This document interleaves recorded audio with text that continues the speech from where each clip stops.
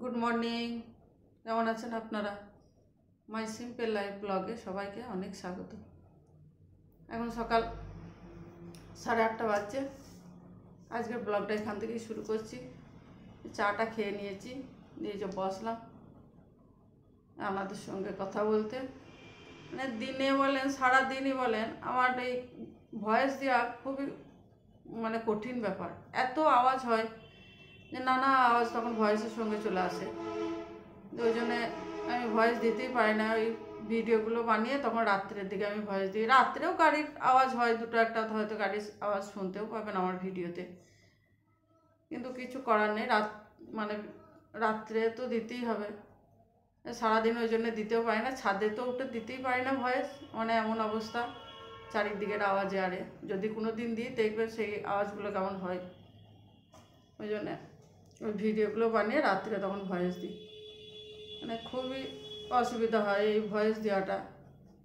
ভাবি যে হয়তো আপনাদের সঙ্গে সামনে এসে কথা বলবো, কিন্তু আমার বাড়িটার পজিশনটা এমনই যে আমার দিনে কথা বলাই যায় না। এই আজকে বলছি, দিনে সকালের দিকে তাও একটু চাপটা কম থাকে, তারপরে যত বেলা বাড়ে ধরেন চাপটা বেশি হয় গাড়ির। তখন ওই নানান আওয়াজ, হর্ন টর্ন এইসবেরই আওয়াজ। ওই জন্যই ভয়েস সেরকম আমি দিতে পারি না। কালকে চুলে তেল দিয়েছিলাম, মাথা থেকে চান করবো বলে, দিয়ে দেরি হয়ে গেছিলো বলে মাথা থেকে আর চান করতে পারলাম না। সকালে উঠেই নাক দিয়ে জল ঝরছে, গলা খুসখুস করছে, আর হঠাৎ করে একবারে গরমটা পড়ে গেল না। কাল ফ্যানও চালিয়েছি দুপুরের দিকে, দুপুরে খুবই গরম করছিল, দিয়ে আবার ঠান্ডা লেগে গেল, শরীরটাও খারাপ করছে। একটু বেলা করেই উঠলাম ওই জন্য আজকে। যাক, এবার সংসারে বাকি কাজগুলো দেখেন, সারাদিন কি করি আমি। রান্নার কাজে হাত লাগিয়ে দিলাম। রান্না কাজটা বড় কাজ, রান্নাটা সারা হয়ে গেলে তারপরে বাকি কাজগুলো সেরে নেওয়া হবে। রান্না যদি না এগোয় তখন মনে হবে আর কোনো কাজই এগোচ্ছে না। আবার আমার একটা কী স্বভাব আছে জানেন তো, যে কালকের রান্নাটা আমাকে রাত্রে চিন্তা করে রেখে দিতে হবে যে কাল কি রান্না করব। তাছাড়া রাত্রে যদি চিন্তা করে না রেখে দিই যে এই রান্না করব, তাহলে সকালে উঠে আর হাত পায়ে আসবে না আমার যে কি রান্না করব। তখন ওই মাথায় কিছু না এলে ওই ডাল সেদ্ধ আলু সেদ্ধ করে দিই। কিছু যদি ভেবে না রাখি, বেশিরভাগই ভেবে রাখি যে এটা করব, ওই জন্য সকালে উঠেই আগে ওইটা করে নিই, কি রাত্রেই সবজিপাতি কিছু বানিয়ে রেখে দিই। এই রকমই করি হয়।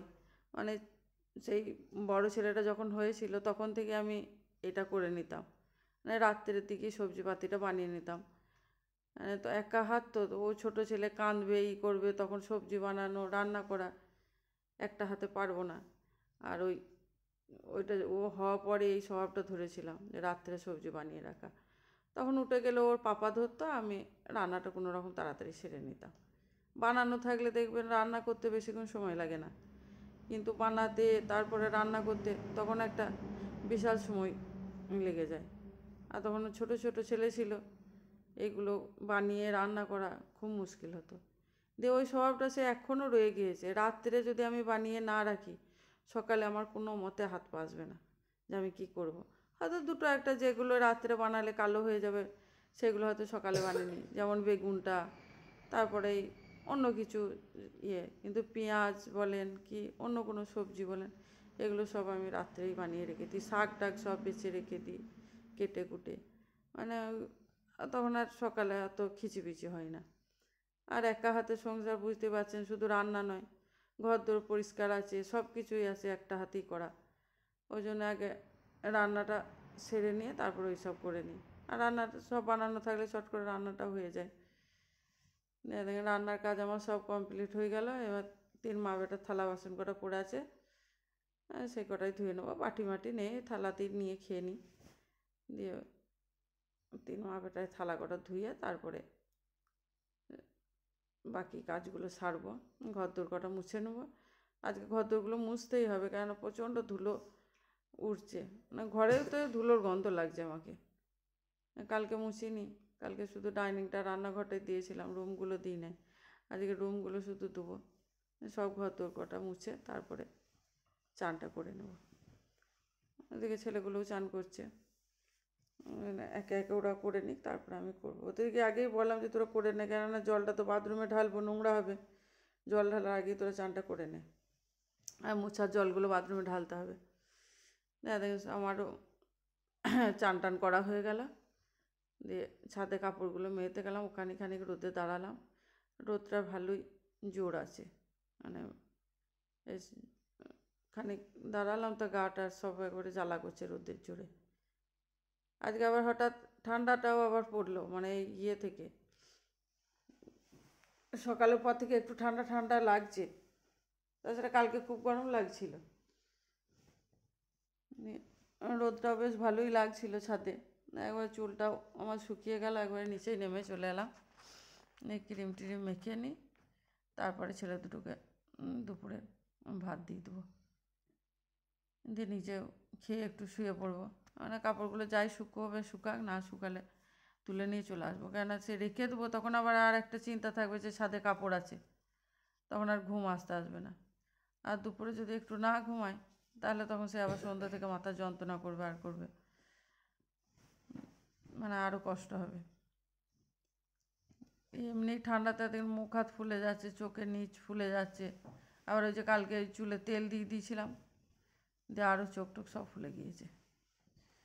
এখানে এখন রাত্রে আবার দুটি ভাত দিলাম বসিয়ে, কেননা ওই 10টায় দুপুরে একসঙ্গে খাওয়া হয়েছে, বললাম যে আর রাত্রেটা আলাদাই রান্না করবো। ওই এক মুঠো চালেই দুধের হাঁড়িটাতেই দিয়ে দিলাম, না দুটো দুধের হাঁড়ি, একটাই দুধ আছে আর একটাতে খালি ছিল, এটাতে এক মুঠো চাল দিয়ে রাত্রের জন্য দিয়ে দিলাম।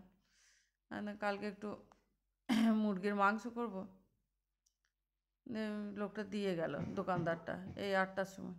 মাংসটা রাখাই ছিল, ওদের দিকে পড়াচ্ছিলাম, পড়ানো হয়ে গেল, তারপর মাংসটা পরিষ্কার করে ফ্রিজে রেখে দেবো, কেন আমি তাকেই বললাম যে আমি কালকে রান্নার চিন্তাটা আজকে করে রাখি, নাহলে কাল আর হাত পাসবে না। আর এমনি তখন সকালে দোকানদারটা দোকান ছেড়ে সকালে মাংস দিয়ে যায় না বাড়িতে, ওকে দিতে মানে আমাকে দিয়ে যায় রাত্রের দিকেই, যখন বাড়ি যায়, আর না হলে একবারে সে দুপুরের দিকে নিয়ে কী করবো, ওই জন্যই ওকে বলা আছে যে ভাই রাত্রের দিকেই দিবে, আমি তো তারপর দিন রান্না করবো। তো এই 8টার সময় দোকান বন্ধ করে আমাকে মাংসটা দিয়ে চলে গেল।